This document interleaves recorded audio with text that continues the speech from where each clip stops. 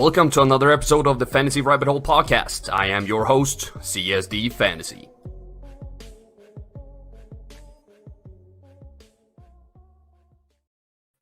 Hello, Fantasy Faithfuls, and welcome to another episode of the Fantasy Rabbit Hole Podcast. My name is CSD Fantasy, and I'm flanked by the one and only Nick Faber and our special guest, Phillip Caldwell. How are y'all doing today? I'm great, man. How are you doing? Good. I'm doing freaking fantastic. We unfortunately have a late scratch with Matt, the coin master. He's a better person than me, though. Last minute, Matt Williams is stuck in traffic, unfortunately. But we'll see if he can join us in real late later on the show. But Dumpster Dive FF is the Twitter handle of Phillip Caldwell. Tell us a little bit about yourself, Phillip, and where people can find more of you. And we'll dig deeper into your numbers later on in the daily topic. So don't spoil too much. You got it. Yeah, Dumpster Dive FF. I've been writing fantasy football stuff for a number of years now, really. And started with a weekly column called Dumpster Diving, looking at guys that were owned in only 10% of leagues or less. So, you know, really the bottom of the barrel sort of waiver wire additions. And that happened because I don't know about you guys, but I was in a dynasty league that just normal waiver wire articles were completely useless for, right? So I wanted to start something that, you know, could help people that were in deeper, crazy leagues. So that's where that started. But recently I went more down, as we're going to talk about, trying to figure out really a good way to nail consistency for fantasy football, but not just like, oh, cool, that guy scores 5 points every week. That helps no one, but high performing consistency. And so that's really where my focus has been recently. Put out the consistency collection this summer during the off season. And I'm joining the guys over at profootballnetwork.com, where I'm going to be writing some more fantasy stuff and keeping my consistency score metric on there. That's super interesting. I'm a huge fan of consistency ratings or anything like that. I have my floor rankings and usability, and we had Bob Lung come on the show earlier this year. I think we're all, if you're into fantasy, you love consistency, or you're that type of guy who loves, like, he's going to give me 45 one week and then I'm going to dump him the next week type situation. But it's super interesting, and I love having you on the show. It's going to be a great one here today. But before we get into today's show, I would like to remind you to hit that like button. Please share it on social media and help us get the word out there. Subscribe if you haven't done so, and check out csdfantasy.com for even more fantasy content. Please leave a review on your favorite source for podcasts, such as Apple Podcasts or Spotify. But now, to the news.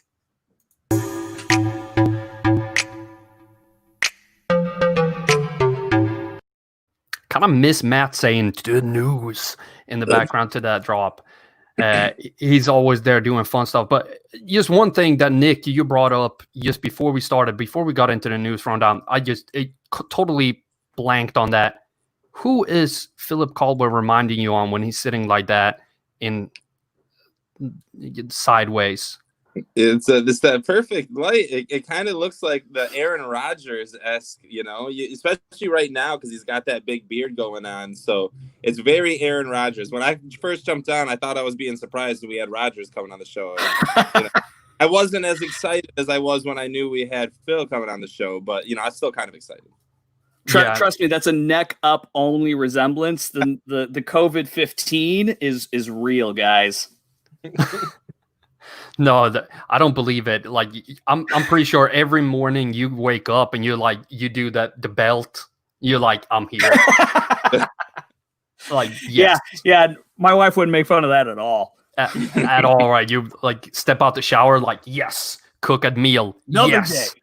Take out the trash. Did it? Just lean into it like super heavily. Every time your wife said something, hell out of my new neighbors. Wasn't there a guy? I don't know. Wasn't there a guy a while ago who like portrayed being Aaron Rodgers and got into a couple events and whatnot? Yeah, it was my God, some dude I don't from know the UK, this, right? This is awesome. Yes. they looked like like not even brothers, like twins. It was crazy. He went in the locker room and said stuff to people, like teammates of Aaron Rodgers, and they're like, "Yeah, you look a little skinnier." Yeah. It's crazy. I've got to look that one up. I never heard about that one. That's awesome. I was this whole time. I was like, "Dang! Oh, that was Phillip Caldwell. Oh my God! And I know who that guy is now. I see. Okay." Phillip gonna show up on those little tricycles and bike not this off season, but next one. You're like, yeah, right. I didn't get traded. I'm still here. The whole thing, and just lean into it with everybody you work with. But like, have you done the report? Relax. Just relax. Yeah. Just relax. RELAX. And have that going crazy. But we do have another quarterback to talk about here in the news. And it's, of course, going to be Cam Newton to the freaking Patriots. They keep doing things like this that just makes you hate them even more. So like, how can you pay this little for a quarterback room in the NFL in 2020? Nick, what are your first thoughts for fantasy for Cam, or just your general opinion on the whole thing? Because I'm pissed. There's a lot. I mean, first and foremost, the Lions' backup quarterback, Chase Daniels, being paid more than Winston and Newton combined, I'm pretty sure I saw at one point. I don't have facts on it, but I saw it on Twitter, so it must be right.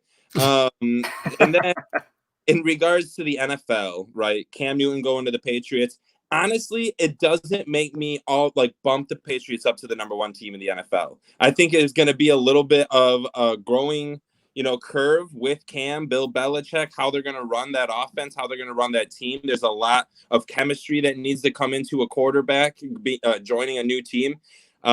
There's no way Stidham there was a debate on Twitter for a bit on who's better, Cam or Stidham, who should start. Cam's going to start. I just don't know if that's going to ultimately lead to a ton of wins at the end of the day for the Patriots. But we're not here to talk about the NFL. We're here to talk about fantasy, right? And Cam Newton coming into fantasy doesn't hype me up a ton. Like, I do think he's a top 15 quarterback. Like, I think he goes in. I think he's above Ryan Tannehill. I would rather have him than maybe Drew Lock. Like, I know everyone loves Drew Lock and the weapons around him, but I'm a little bit nervous about Lock this year, and I would probably rather have Cam Newton on my team. But what it does is it's a umbrella, and there's things that fall under that umbrella, and those things are Sony Michel.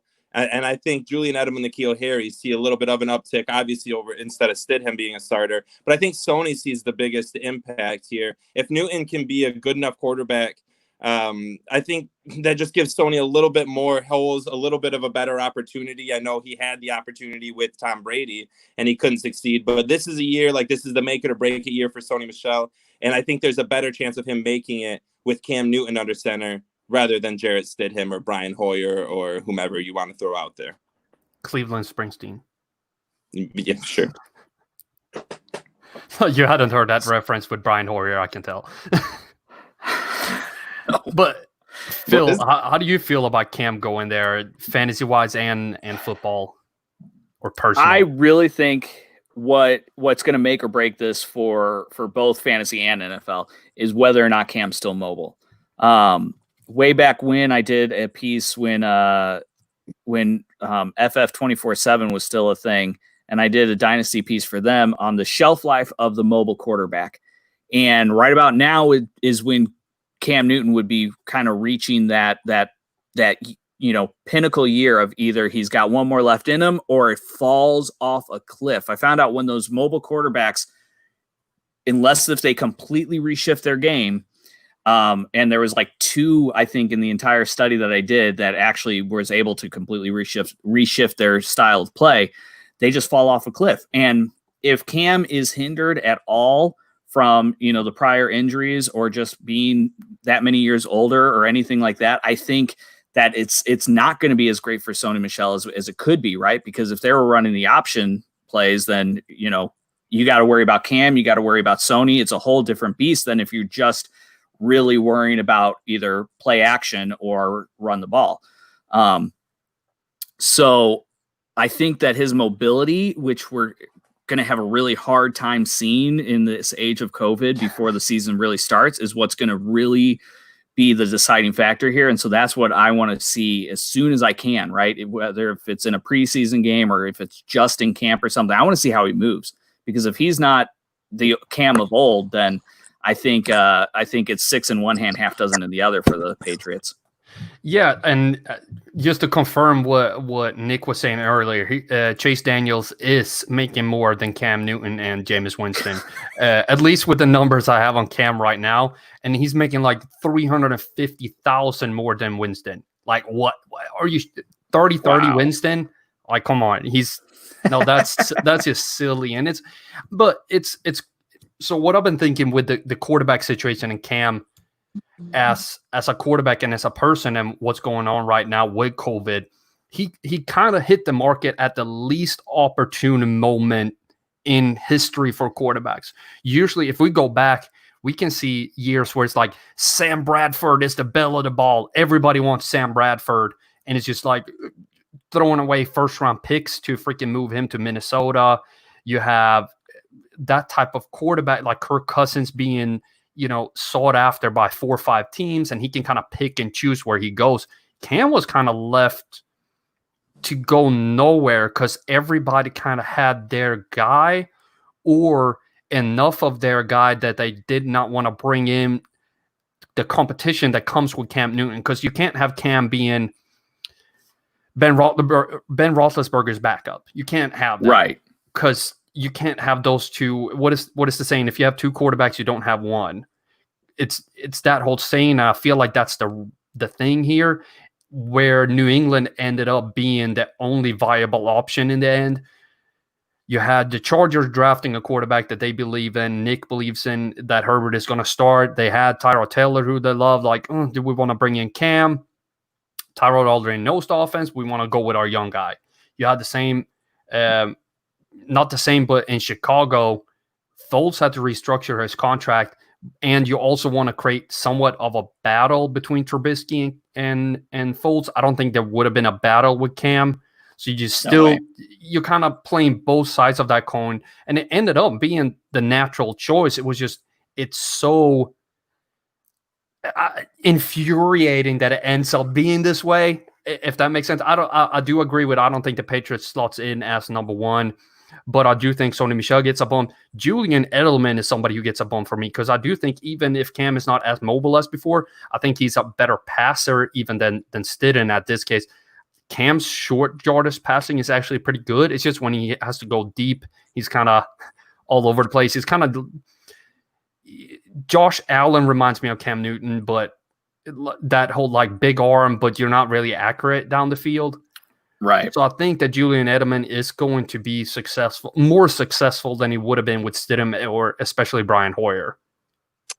Can I jump in? Well, one other thing to just pile on what you were saying about the timing of it. It was the worst possible timing for Cam Newton too, because he had to pass physicals and nobody could go anywhere. Nobody could get in front of any team doctors. So not only, did everybody sort of have their guy, but how is he going to pass a physical if he can't travel or if he can't be with the doctors one-on-one and stuff like that? So it was just epically bad timing.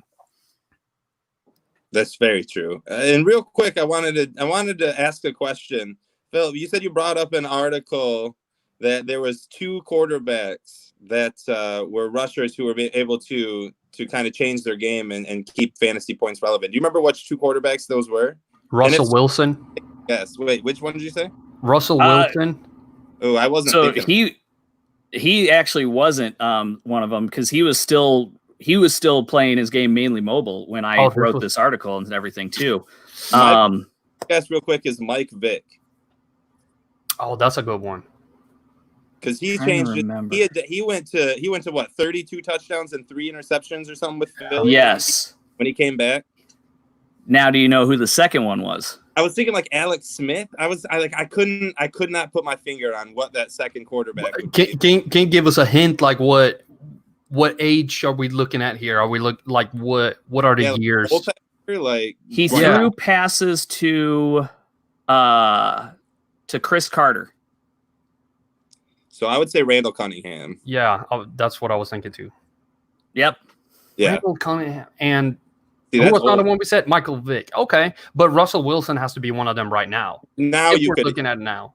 Yeah. Now I think probably. I mean, I had certain criteria for how many yards rushing you had per season, and then when that dropped off. So I would have to kind of. I don't even know if I still have that computer. But I'd have to go back and find out what I put as that threshold, because honestly, Russell Wilson might still be considered in the mobile quarterback side of things for when I was writing that article. I agree with that. I think Russell probably eclipses the amount of rushing yards that you would need to say that you've dropped off, you know? Especially if we included yards behind the line of scrimmage, because Jesus, that dude moves. That's very true. But would like somebody has a Cowboys hat on every stream, would Dak be a mobile quarterback in this regard? Like, if we just thinking about it, I think he's mobile, but they've never really schemed for him to run compared to. I mean, they don't scheme for Russell too either, right? I think that those two guys are very comparable to one another, because I think Dak runs in order to pass the ball. And that's the same sort of thing that we see with Russell Wilson, right? Like, even when he's running around like a crazy guy, his eyes are downfield the whole time. He's trying to get the ball out of his hands and down the field, and he only really tucks and runs if he absolutely has to. And I think Dak's kind of the same way. He moves around a lot, but he always keeps his eyes down the field and tries to, get the ball out still, even though he's kind of running for his life occasionally back there. And I don't think mobile quarterback needs to be like down to just like Lamar Jackson, Mike Vick. Like, I would consider Aaron Rodgers in his prime was a mobile quarterback. Yeah. Tony Romo was pretty mobile. Like, Stafford had some I'm saying, like, there's non-mobile, which is like your older veterans, but I think a lot of like the younger talent, like a lot of the quarterbacks can be mobile. There's a lot of, like, Josh Allen is mobile for sure, even though he's 6'5" and 280, or whatever he is. I don't know what he is. That's probably a little bit, but I'm just saying, like, there's a lot of mobile quarterbacks out there. So I definitely would put Dak Prescott in the mobile category, in my opinion. Yeah. And I think that's where fantasy quarterbacks are right now. Like, you notice that the first non-mobile quarterback, maybe Matt Stafford in my rankings, is the highest rated quarterback, but you could say like Drew Brees, Aaron Rodgers, Tom Brady, all of them are near that 10 to 15 range, because Dak Prescott can add 4 touchdowns on the ground instead of Matt Stafford's 1 sneak. And Watson and Kyler Murray and all these guys who have like great opportunity passing wise too, but it's just that addition to that rushing. It's so big, and I think that's the trend. And we're not going to see the Peyton Manning 53 touchdowns. You know what I mean? I think we need to stop chasing that, and we need to understand that you need to be able to get a balance of both. And even Kyler Murray, who didn't have the most elite passing stats last year, finished as quarterback 5, 6, somewhere in that range, 7. Oh, yeah. Okay. I mean, the scoring, but it's 10 yards is 1 point rushing, 25 yards passing is 1 point. Right. So, I mean, the scoring just lends itself so much to those guys that can even just give you not the highest, but just a steady, constant rushing floor. Like, it's a whole nother game. And I've been hearing a lot about leagues kind of doing away with quarterback fantasy rushing. So if you do half the points for quarterbacks rushing, you know what I mean? You get 1 point for every 20 yards, or a half point. That's interesting. So then all of a sudden it makes it more about the quarterback position, and the running game is still a bonus for sure, but just Lamar Jackson doesn't have 500 points. He has 400. You know what I mean? And McCaffrey, right? So I think I might. I like that. I think I might like that even better than the crazy Scott Fishbowl stuff that's going on with incompletions and things like that. Because I think like the rushing quarterbacks in the Scott Fishbowl are going to be so much outrageously higher scorers than even the mediocre sort of passers. So I like that idea. I'm super boring with scoring. I made the switch to PPR now, and I'm like, okay, this is what I'm doing now. Literally, after 3 or 4 years of doing podcasts with Carl, I finally got him to switch over to PPR after giving him enough slack about standard leagues. Every time you'd bring up your standard, I'm glad we got you PPR. Now we got to get you to Superflex. Next up is Superflex. Once we get you into Superflex, we're good. I can do Superflex. I just different types of scoring and stuff. So I create so much numbers that I have to have. If I change up the scoring, it's like, okay, I have 16 gigabit of data on my cloud with data that I have to now change because somebody's like, yeah, but you get another point per 100 yards. Give me a break. Freak. Do you know how much numbers I have to change for that 100 yards? That's just insane. But I'm gonna make a segment over to something that would be even more insane. And I just thought this was funny when it popped up, and it's in line with the Patriots talk. And it was that, did y'all see the Twitter stuff going on with Odell Beckham Jr. and the Patriots? I can't remember who started tweeting at him like, I'm gonna tell you, OBJ is gonna end up with the Patriots, and OBJ was like, no, I have unfinished business here in Cleveland.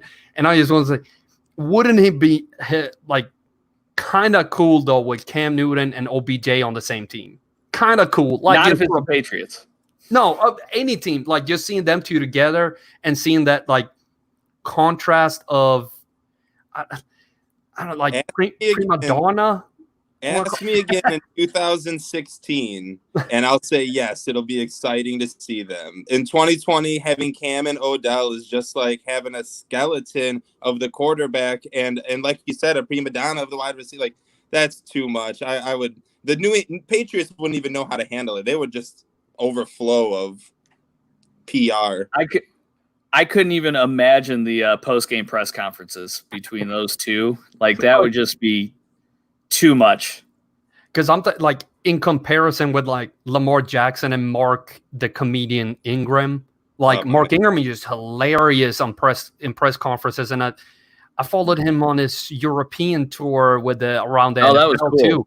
Freak, he's hilarious. And then like, yep. I just tweeted out a week ago. I said if I could have one beer with anyone in the NFL, it wouldn't be Matt Stafford, it wouldn't be Kenny Galladay. It'd be Mark Ingram, because Mark Ingram is the funniest man in the NFL. He went on GMFB 2 or 3 years ago, and it was the first time I really saw Mark Ingram outside of a uniform. And I was like blown away by how he had him and Kyle Brandt's, little conversation between each other was just the funniest thing. I was on the floor rolling. I love Mark Ingram. Okay, so who would you get a beer with? Like, that's the one dude in the NFL I would definitely want to have a beer with. For sure. It would be the funniest time ever. Who would be the last person? And you can't pick like, the second left tackle on the Bengals. What a good question. Do like, at least it has to be like some type of star power to it. The last person I'd want to have a beer with would be Kyler Murray. Whoa, wow. Really? Yeah. Why? Oh, man. Every single time I've ever seen him, like in any press conference, any interview, everything was just so laid back and like relaxed. And that's cool. I'm nothing wrong with Kyler Murray, but if I want to have a beer with someone, I want to have a good time. And I feel like he would just sit there probably on his phone and not say much and smirk a couple times. And that would be it. That would be it, dude. You know what I mean? Like, that's not what I want, man. I was actually going to say, I was thinking Nick Foles. Like, there's just, I don't know if there's another dude that is quite so, like, the embodiment of mayonnaise as Nick Foles is. It would be a Catholic. I love mayonnaise. What's the attack on mayonnaise? Because I'll tell. Oh, this is going to be story time, as it always is. This is weird. I probably had, but I hadn't realized until 2016. I'd never had mayonnaise that I was like with something.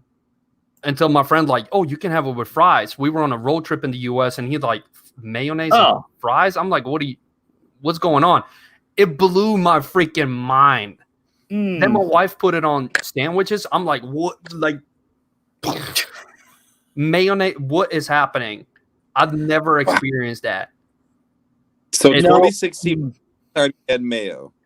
Yeah, I'm. How old was I? 2016, like 25. Oh my god!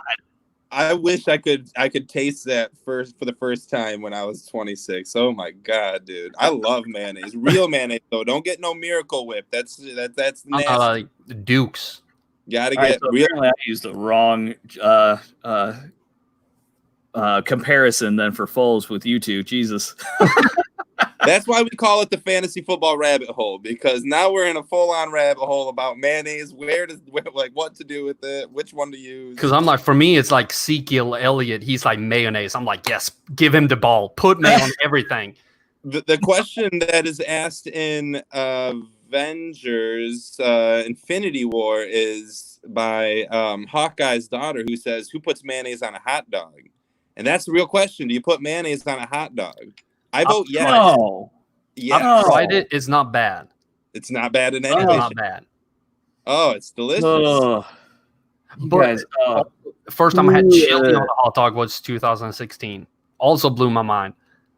You hadn't had a chili dog until 25? Never even thought about putting chili on it. Now I'm sad. Now I'm sad for you. But I think the last person 24 years of missing out. Oh, it's crazy. It's crazy. Sad. But like the last person I would grab. I'm not gonna pick a player. I'm gonna get Jason Garrett because I feel like he would be like, yeah, you're the right kind of guy. Like, yes, I know it's not. Good joke, Carl. Good joke. Okay, can you say something?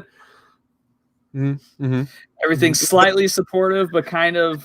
You don't know what's happening. He's just like, what's and then like, I'd rather have a bit Bill Belichick, which is overly critical. Like, yeah, you probably shouldn't have done that, and then maybe not have a second beer, Carl. I feel like Bill cuts loose, though. I feel like Bill will cut loose if you get him like on the boat. You know what I mean? Like we've seen in those docs, he's like smiling, drinking some wine. I'm like, let's go, Bill. I'm all right. Like he's got a sneaky party side. A little bit, I think so. You know what I mean? Partying with Gronk. See, I can't hang with Gronk. No, I know better. No, I meant Belichick and him. Oh. I think Robert Kraft can party more with Gronk than Bill Belichick, but they aren't going to be partying together anymore, are they? Bruce Arians. Yeah. Tampa. That's a different kind of party anyway. Going to Tampa, Kenny Rogers. No, but we do have a question from the chat, though. Or not so much of a question, but more of a statement. Dalvin Cook, AA in the chat says, don't pay Dalvin Cook. He sucks. I think I kind of like Dalvin Cook going into this year. How do y'all feel about him? Phillip, you can start us out, brother. Man, Dalvin Cook does not suck. I will say that much. He's a stud. I think if he plays, 14 games even, he doesn't even need a full 16. He is a top guy in fantasy. He's one of the few 3-down backs that we still have left that we've seen be a dynamic runner, and we have seen be dynamic in the passing game. Give you a little sneak preview. He had the third highest consistency score using my metric at 7.41. Again, my consistency score, I can go into the nerdy part of it later if you want, but it ranks not only consistency, but high output consistency. So the higher the number, the more likely the player is to score high usable fantasy football points. And Cook was a stud. His 7.4 is fantastic among all the skill positions, not just running backs also. And I think that in all facets of the game, he's going to contribute. You don't have to worry about game script. You don't have to worry about if it's the first quarter or the fourth quarter, nothing like that. He's just going to produce. And so I want to see him play. I want to see him get paid. He's at a position that has a short shelf life. I get it. And he's shown that when he's healthy and on the field, he's worth every dollar. So that's my personal belief. Yeah, I like Dalvin Cook a lot, right? So Dalvin Cook, one of the best, most phenomenal running backs in the NFL when healthy. Top 5, easily. When healthy is key. And as much as consistency will tell you how good he is when he's on the field, when he's not on the field, you're not going to get much out of him. That's the toughest thing. And I don't blame AA for maybe having some hard feelings on him, because he may have got him 2 years in a row and spent high capital on him to get him and got burnt by him, and maybe didn't go for him last year, and now he's just all in a roller coaster, turned around, looking back. And it happens. It happens to everyone. I can't blame him for that, because every single fantasy player owner has been out there. The thing with Dalvin Cook is this, though. He is holding out, and anytime in the last 3 years the running back says they're holding out, and they're represented as one of the top 5 running backs at the time, it's very scary. Not one of them comes out succeeding. Le'Veon Bell did very well after a holdout, and he started out like 3 games with very poor stats. Zeke did all right last year with a long holdout. And more running backs are getting to the point where they aren't going to play. And this season alone would be the season that Dalvin Cook shouldn't play, right? Yeah. This would be the season that Dalvin Cook should not play because of COVID. So now all of this is leaning towards Alex Madison, who has already represented himself as one of the most elite backup running backs in the NFL. I think Minnesota knows that. I think they know how good he is, and they have no problem with Mike Boone as well.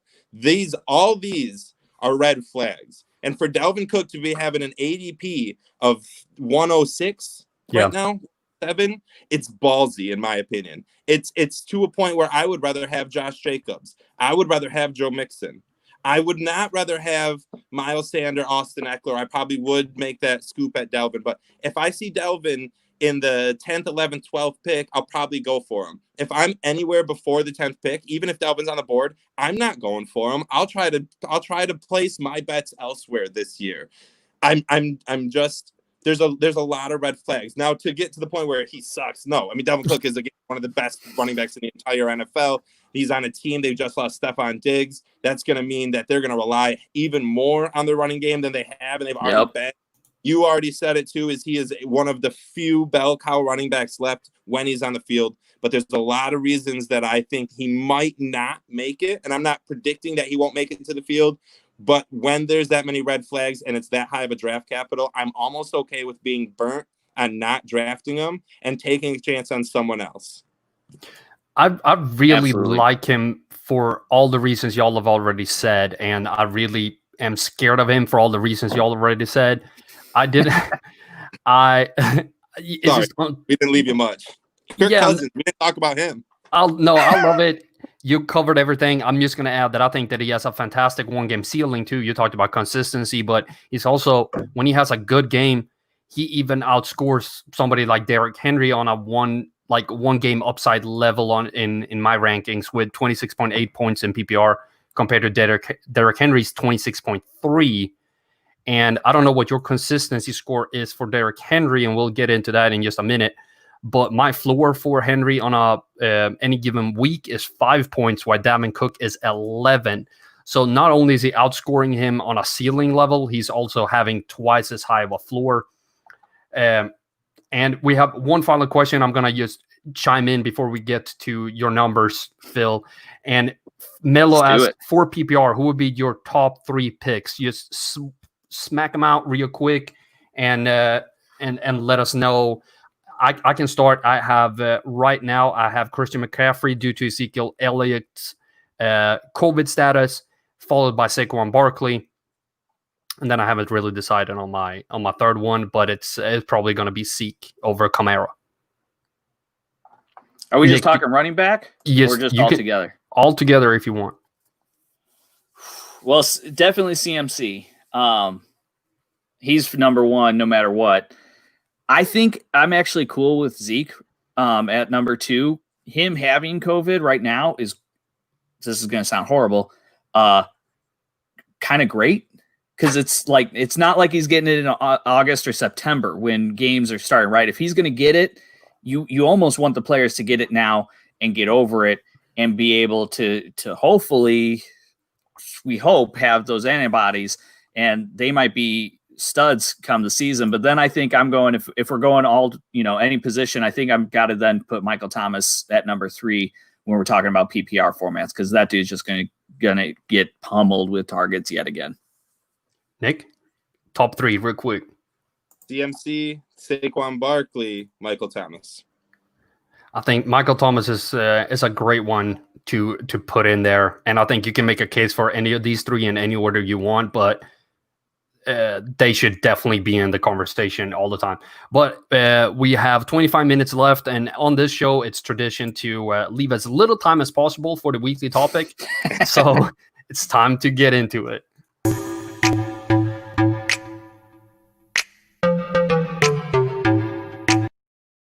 And today, as we have Phillip Caldwell here as our guest, we're going to be talking about consistency.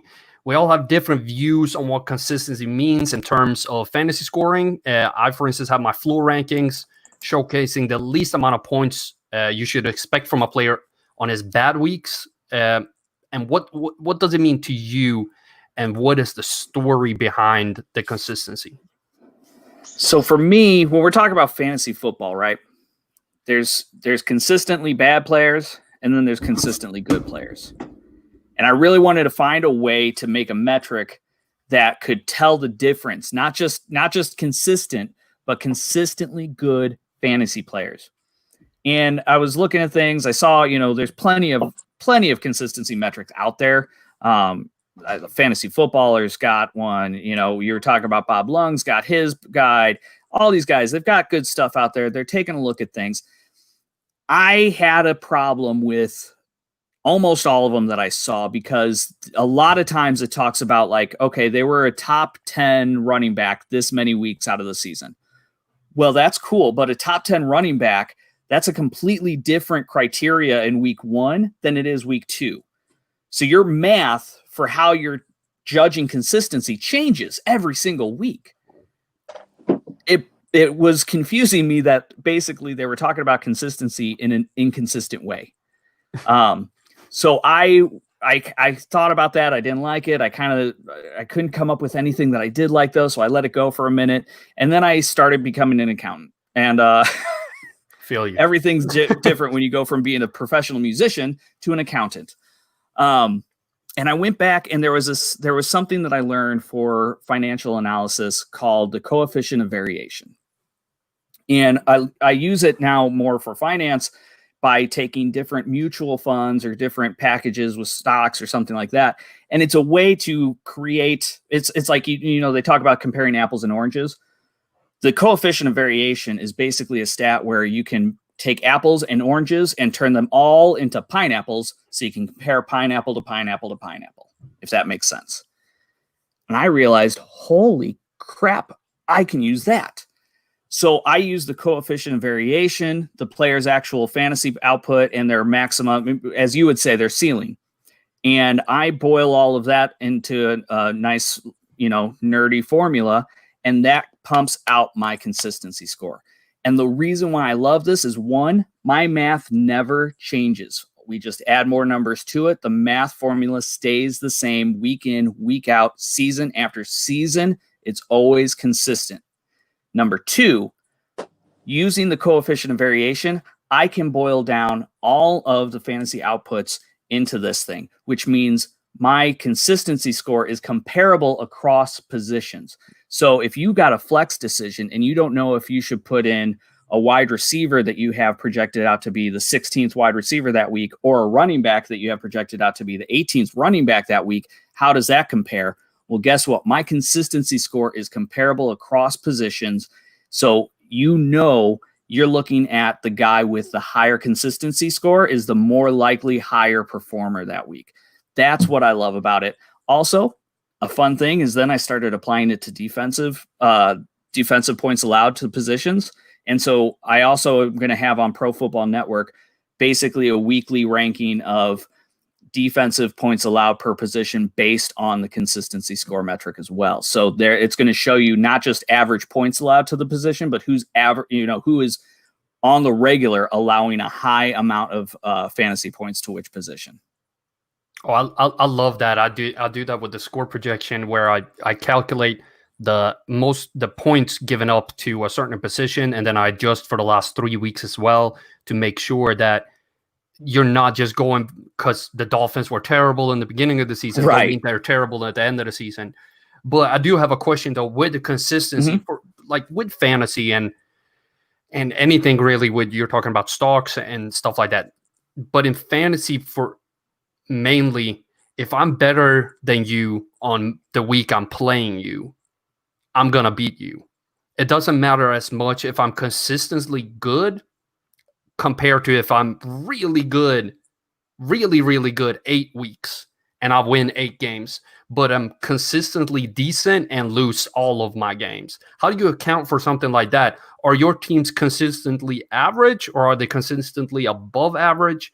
Or do you see what type of trends do you see with the numbers? And have you done any spot checking where you only draft your highest ranked consistent player and see how that team performs? I've actually, so I'm going to hit the end of your question first. Yes, I had done it. I did it in a random NFL league one year where I made every single decision from draft day to trades to free agency pickups, all based on the consistency score. And I did actually win that league. Now, it was a random league with 11 other random people. So who knows how much they were involved. But that was sort of my one real life test case that I did with it. Just to chime in there, I think that is the best test because most people play in those type of leagues. Very few people play in all analytics, like analysts. Right. Leagues. You want to have something that's applicable to an office league, a family league, a friends league. You're not going to have 12 friends who spend 4 hours a day analyzing fantasy numbers in most cases. You need to get new friends if that's the case. I mean, I usually, like, if I play at my office, we're like 4 out of 12 that are super nerds, and then 4 who are nerds, and then 4 who are like, I'm just here so I don't get fined. No. Yep. No, but so continue. Yeah, that was fun. I did enjoy doing that, and it was interesting because I had to get players that I really wouldn't do on my personal team, with my friends that I had. So it was interesting, but it was also a little bit redeeming. The other thing is with the coefficient of variation, the more consistent a player is, no matter what, right? The more consistent a player is, be it 10 points every week, be it 3 points every week, be it 18 to 16 points every week. The coefficient of variation, the more consistent anything is that you're using it to measure, the closer it gets to 0.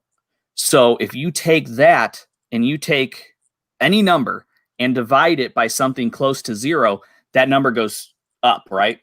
So if I'm taking actual fantasy output and I'm dividing it by something that gets closer and closer to 0, it's going to get bigger and bigger and bigger. So that's what I'm saying with the consistency score. The higher the number, the higher the average, like the normal fantasy output that player is giving you. So it's not just measuring like this player is always within this range. It's saying like, boom, you can clearly see this player is always within this range, whereas these guys are always down here. So you can use this consistency score to say not only who are the good players, like, because that's easy, right? If we just look at the end of year rankings or the average fantasy points per game, it tells you some of the story. But this is sort of filling in that middle piece. This is saying like, yeah, this guy might not have had the highest average fantasy points per game, but if you look, he was usually scoring higher than that other guy because his consistency score is higher by 0.3 points or something like that.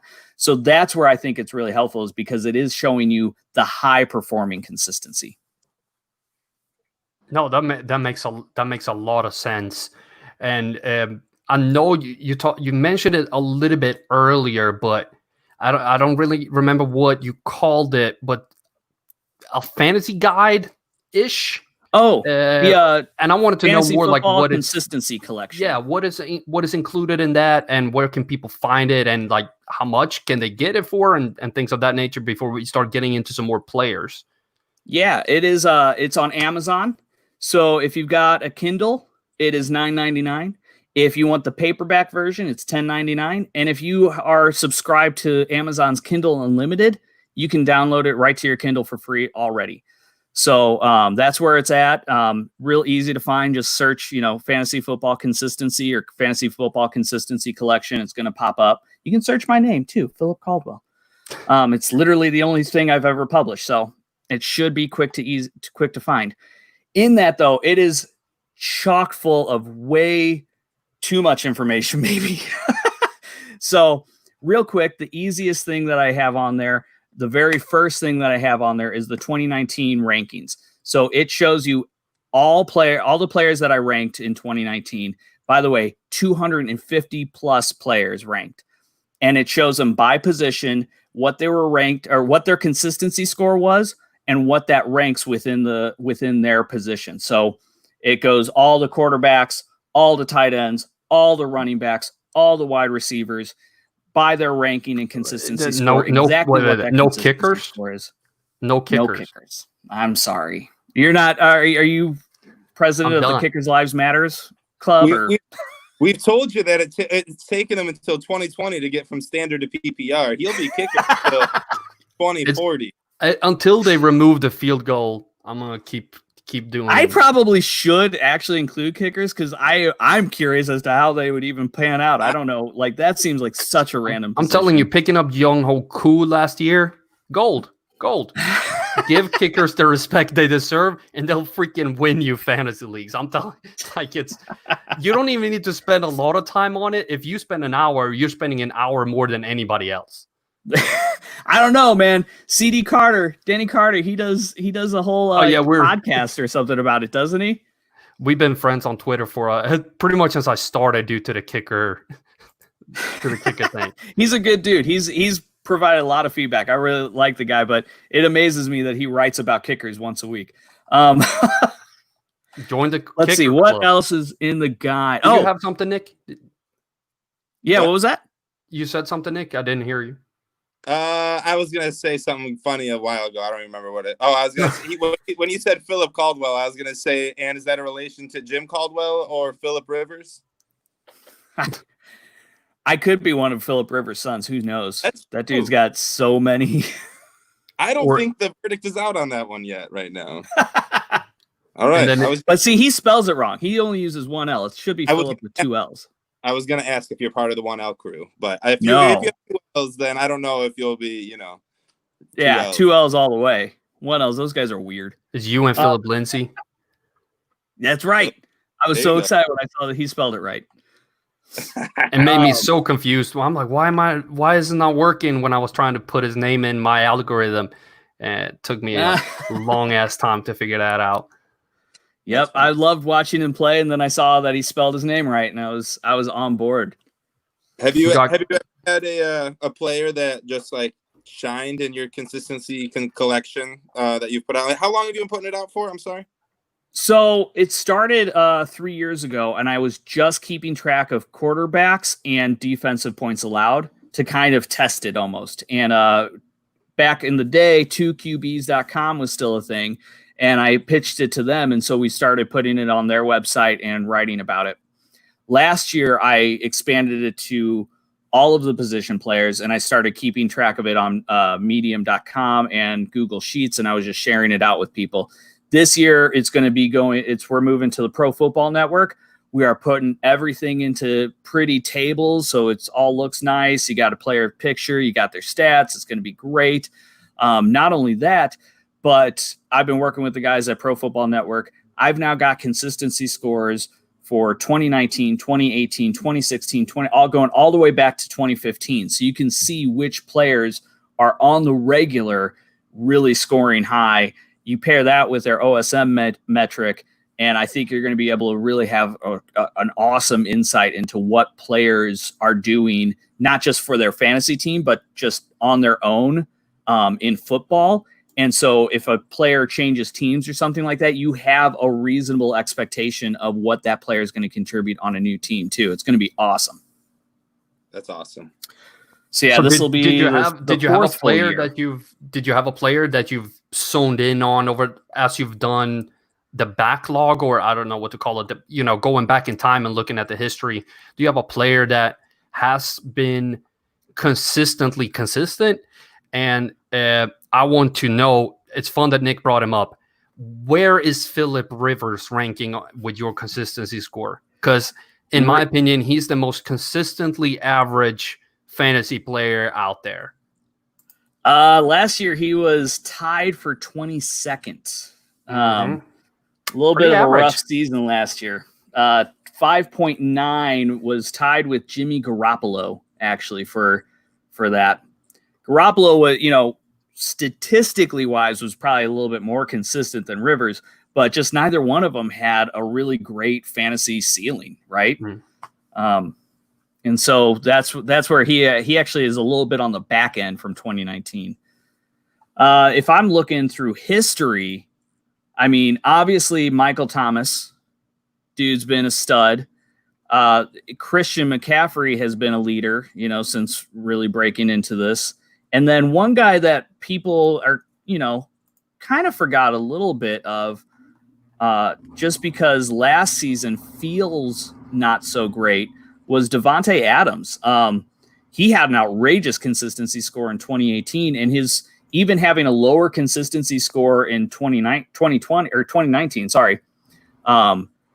at 5.8, that was still top 12 among all wide receivers. It's a big drop off from his ridiculous 14.95 that he had in 2018.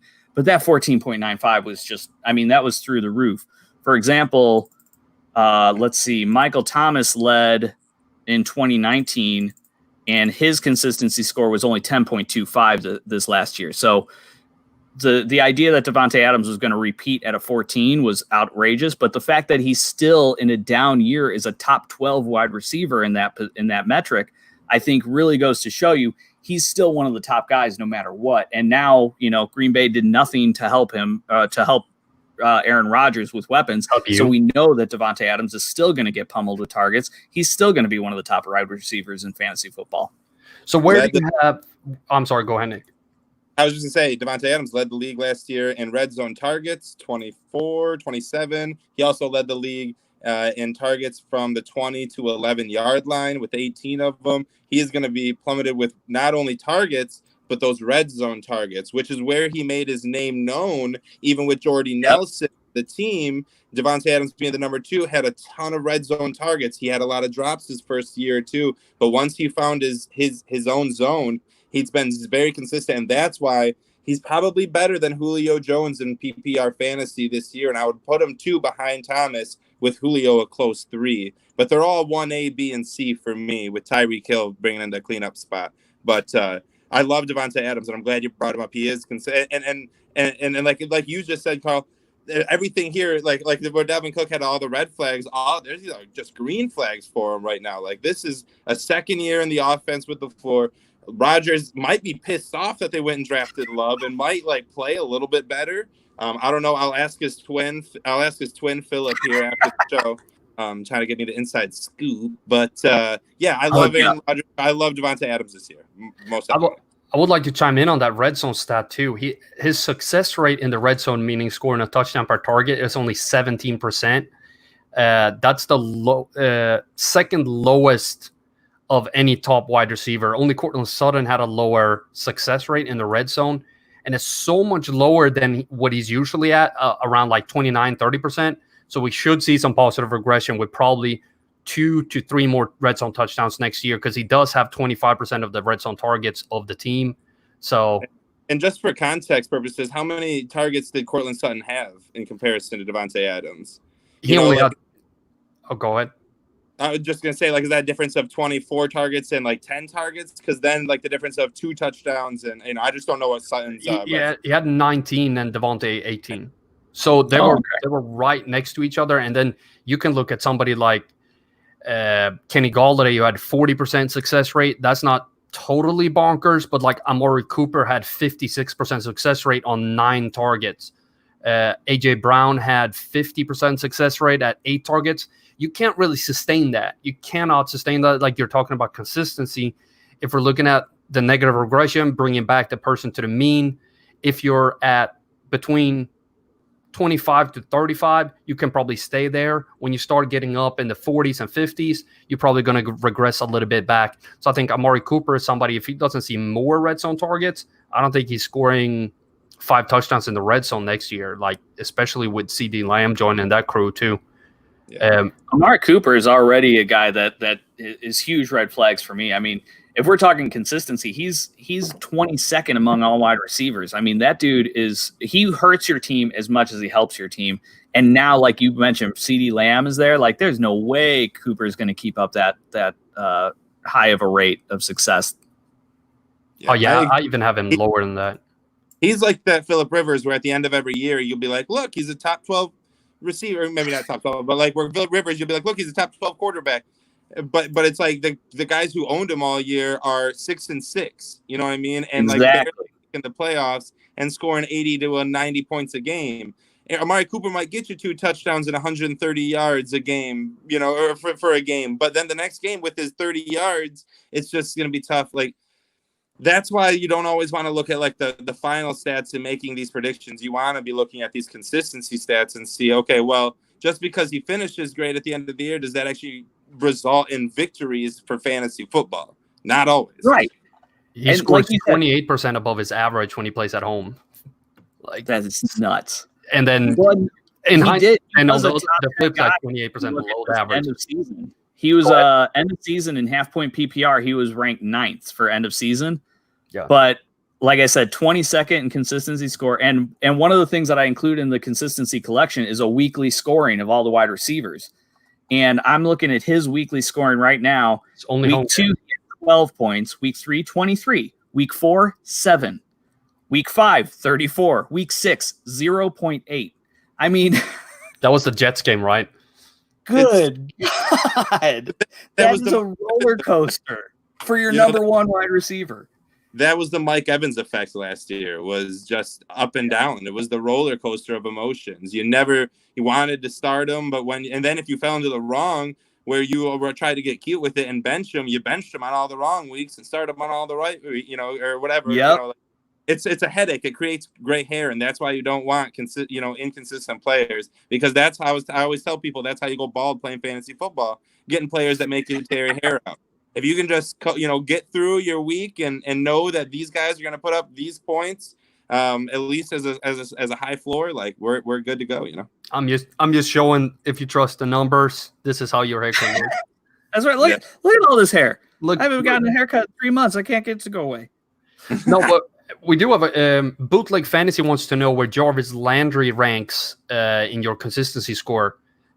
He was a guy that actually surprised me. Let me pull him up. I have him, while you're pulling him up, I have him on my floor rankings, meaning the least amount of points I expect from my players on his bad week in PPR, 6th after Michael Thomas, Devontae Adams, DeAndre Hopkins, Julian Edelman, Julio, and then Jarvis.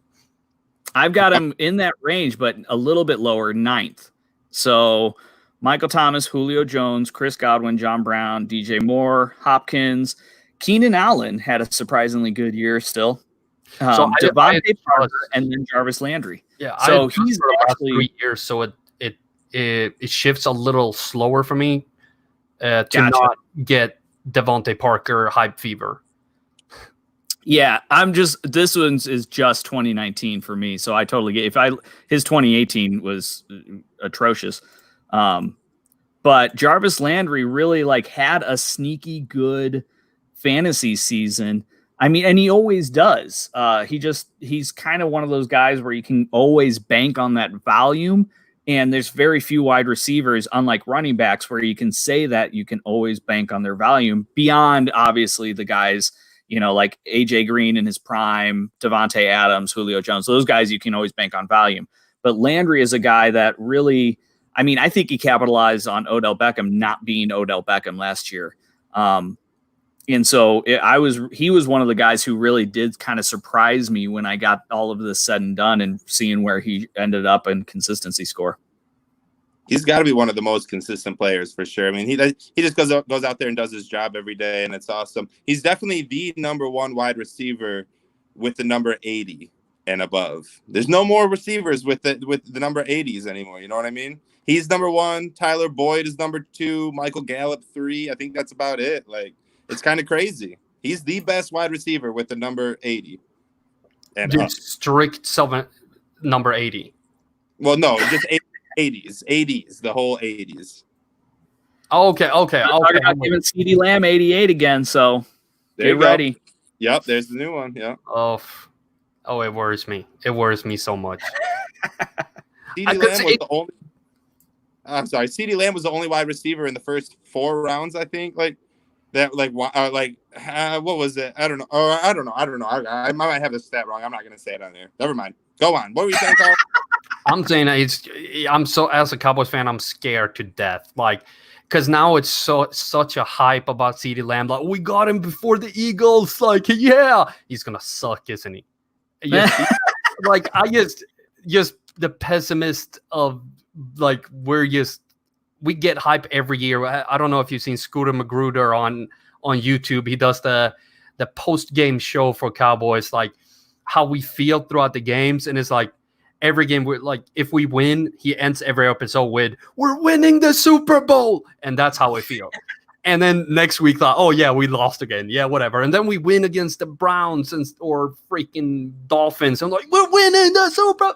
It's just, it doesn't surprise me that Cowboy fans are a little bit more excited that they grabbed that wide receiver right ahead of the Eagles after the Dallas Goedert debacle, right after Jason Witten retired. Like, they've got to redeem themselves a little bit, because that had to sting. The year you really need that young, talented tight end, and the Eagles jump in front of you guys for Goddard. Oh God, that was brutal. It was, and then with like freaking retiring during the draft, and you're sitting there like, what is happening? What is going on right now? Am I losing my mind? And it's been consistent as a Cowboys fan for the last, so that ties into the show. It's the same with Lions, consistent pain. Yep. Oh, the Lions. At least we have a team in our cities. I know you're moving. Ouch. Damn. That's better. That's better. You don't have to be forced to like a team like the Detroit Lions. You know what I mean? Like, you're not forced in, you're not born into lionhood, one pride hood. Like, you get to pick them all. Like, you know, his team. I will say it was liberating for fantasy. It makes Sundays less fun.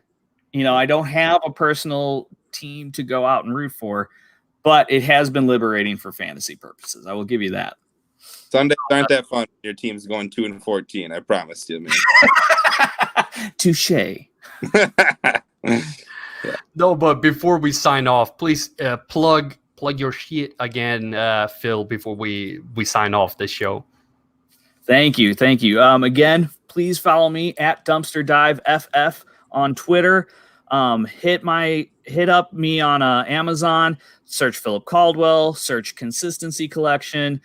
Search Fantasy Football Consistency. But you can get the Consistency Guide on ebook for $9.99, paperback $10.99, or it's free if you're on Kindle Unlimited. It's got write-ups on 250 players. More than 250 players, which, by the way, is more write-ups than I needed to do, because what can you write up about Bo Scarborough at that point? But it's got everything that you could have a whole nother podcast ready, because I'm ready to talk about Bo Scarborough for an hour. I can talk about Bo. He should have been our RB3. I loved him coming out of the draft. It's just for 2019, there's not much to say. He had like 2 good games. They were kind of consistent. But it's hard to write about just 2 games. True. Like I said, I love Bo Scarborough. I hope he goes to a team that'll actually use him. But I mean, behind Zeke, it's kind of. The name is just fantastic.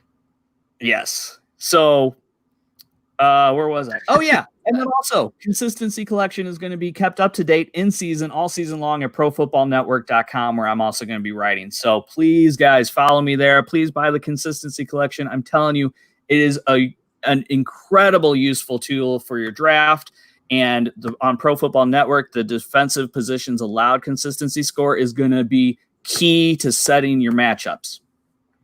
Fantastic. And I'm going to plug some stuff too. I would like to remind you to hit the like button for the show, and please share on social media as always. And if you want more fantasy content now here on the YouTube channel, it's going to be 1 video every day starting today. So tomorrow it's a fantasy snapshot video, and we're going to be focusing on wide receivers moving forward with Michael Thomas, Chris Godwin, and Nick just gone. We have Kenny Galladay and Cooper Kupp to start off this July of 1 video every day. And we talked about kickers a little bit on Monday. There's another article on CSTFantasy.com with kicker ceilings. Who is the kicker who gives you the best opportunity to win a single game? And please leave a review on your favorite source for podcasts. Maybe Apple Podcast or Spotify or wherever you listen. But thank you so much, Phil, for coming on. Truly appreciate it. Nick, thank you as always. Signing off for the Fantasy Rabbit Hole. is Nick Faber, Phillip Caldwell, our guest, and CST Fantasy. Till next time. What a nice picture.